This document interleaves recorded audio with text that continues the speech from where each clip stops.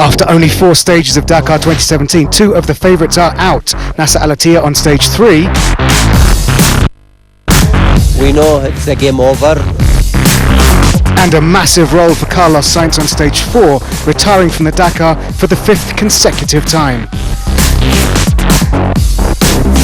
I took the corner too fast and went off. The leader now is Dakar bike legend Cyril Dupre, winning his first ever Dakar stage on 4 wheels. It's a particularly sweet feeling because I haven't been driving cars for very long, and this first Dakar stage win came earlier than expected.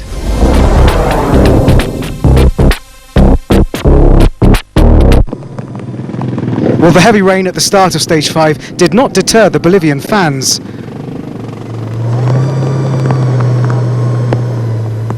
It's much worse for the bikers than for us. They leave really early. We just passed a high hill where it was 4 degrees. It's raining. I mean, to be wet and cold and about to tackle 700 kilometers, it's not nice for the riders. For us, we'll be okay. So Cyril Dupre at the stage start. The downside to leading is the dubious honour of opening the road, heading out into Bolivia's high, silver-rich Potosi Mountains. Now, Orlando Terranova may have left his homeland of Argentina, but his inspired Dakar continues, 8th quickest on the stage and consolidating his 8th position overall. Great to see him handling that Mini over the different types of terrain on the stage. Historically, he's twice finished in the top 5. Can he do it again? Dakar 2017. An excellent stage for Eric Bernard, the Frenchman in his... He's contesting his 11th Dakar, started out on bikes back in the 90s. Today he used all of his experience to complete the stage 7th quickest. And Mikko Hirvonen was having a good run, enjoying the technical navigational sections with his co-driver. But on this stage, he had a disaster. He was the main challenger to the Peugeots until he got properly lost. Dropped 43 minutes trying to find his way to the finish line. You can see the disappointment in co-driver's face. Now, after the joy of his first stage win in cars, overnight leader Cyril Dupre loses touch a little with the leaders. He finishes the stage 4th quickest, 10 minutes back, enough to drop him to 3rd overall. Still pretty impressive for the bike legend. It was a really tricky stage, very slippery on the mountainous part with sharp bends and deep ravines on the side. And when there's mud on the road, it's tricky, and it wasn't easy to open the road. So as we hit altitudes of 3,800 meters, the engine power and human functions really struggle at these heights. But not struggling that much is Stefan Petterhansel. He can't keep up with the speed of teammate Loeb, but by the end of the stage, with only one minor navigational hiccup, and you can see the look on Jean-Paul Cotret's face with those steep drops on one side, he's only 1 minute 31 slower than his compatriot Loeb. Mr. Dakar moves back into the overall lead, expertly negotiating some of these huge water splashes from the heavy, heavy overnight rain.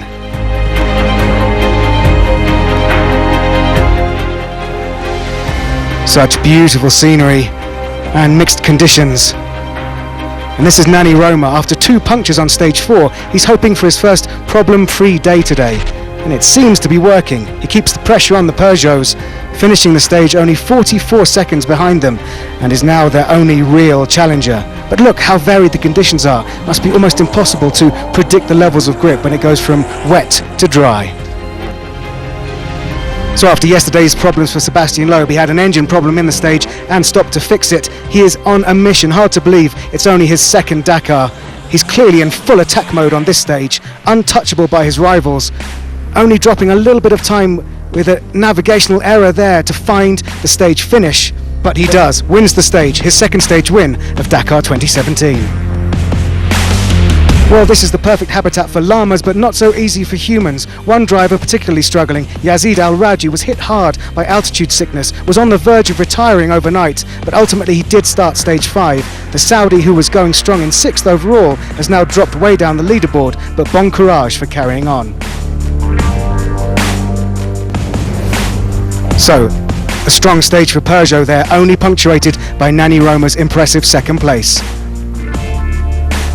And how does that affect the overall standings? Well, Stefan Peterhansel is now back in the lead. Load behind him, that's a Peugeot top 3. Many Roma Mikko Hirvonen have got to put their foot down.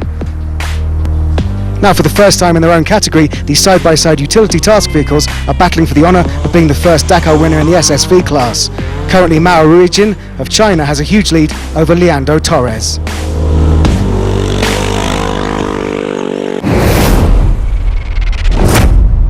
For the first special on Bolivian soil of the 2017 edition, President Evo Morales came to visit the Tupiza bivouac. Delighted to welcome the Dakar for the third consecutive time, the President was all smiles, especially when presented to all the Bolivian competitors of this year's race. Stage 4 proved a glorious one for the people of Bolivia, with Walter Nosiglia winning the stage in the quad class. On a Dakar, one has to deal with so many elements: heat, altitude, exhaustion, navigation. But what Ivan Jakes wasn't quite expecting was a thunderstorm. While on the liaison section, the Slovakian was actually struck by lightning. Thankfully, not having his feet on the ground, he only suffered slight injuries, and after a visit to the local hospital, was authorised to continue his Dakar adventure.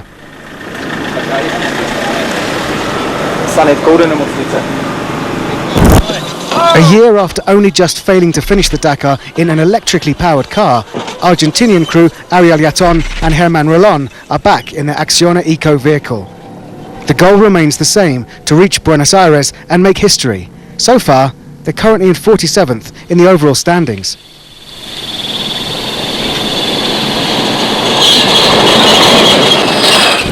Spanish Works KTM rider Laia Sanz, tackling her 6th Dakar, is currently leading the female class, but hit frustrations yesterday, apparently being given wrong directions by a fellow competitor and losing nearly an hour as a result. Nonetheless, she is currently a creditable 24th overall.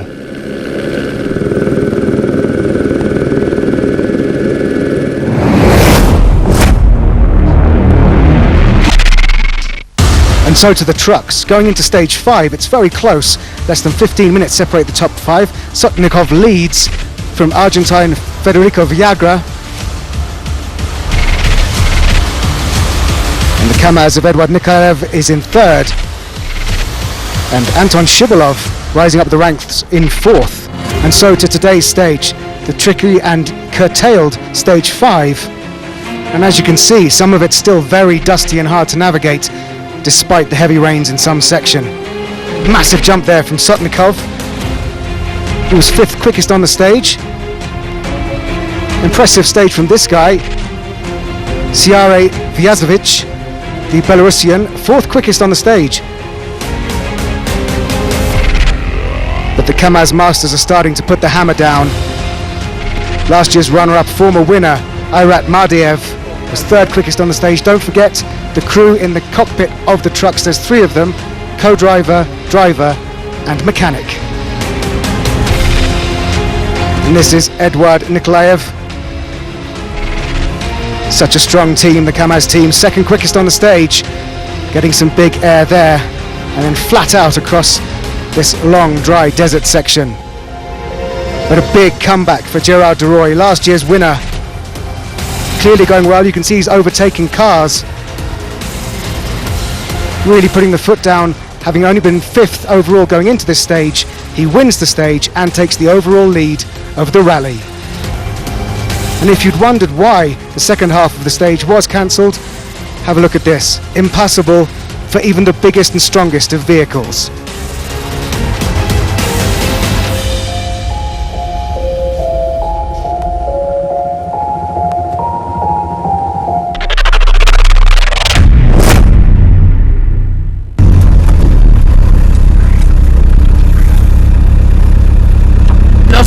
The Peugeots went that way or that way? All the cars? All the cars? Okay.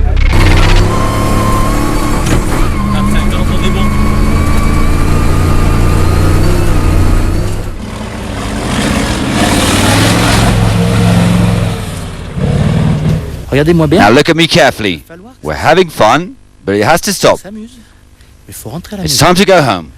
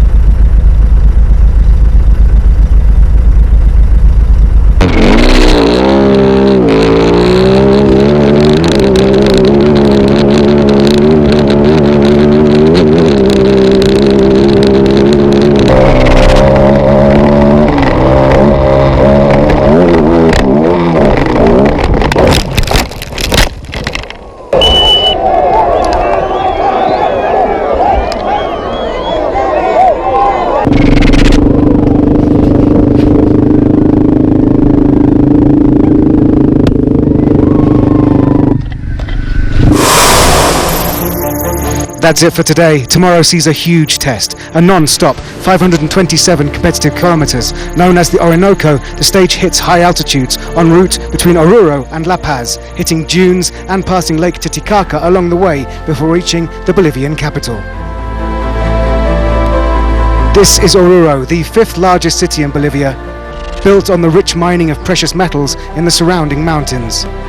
In fact, the local Salvadora mine was once the most important source of tin in the world.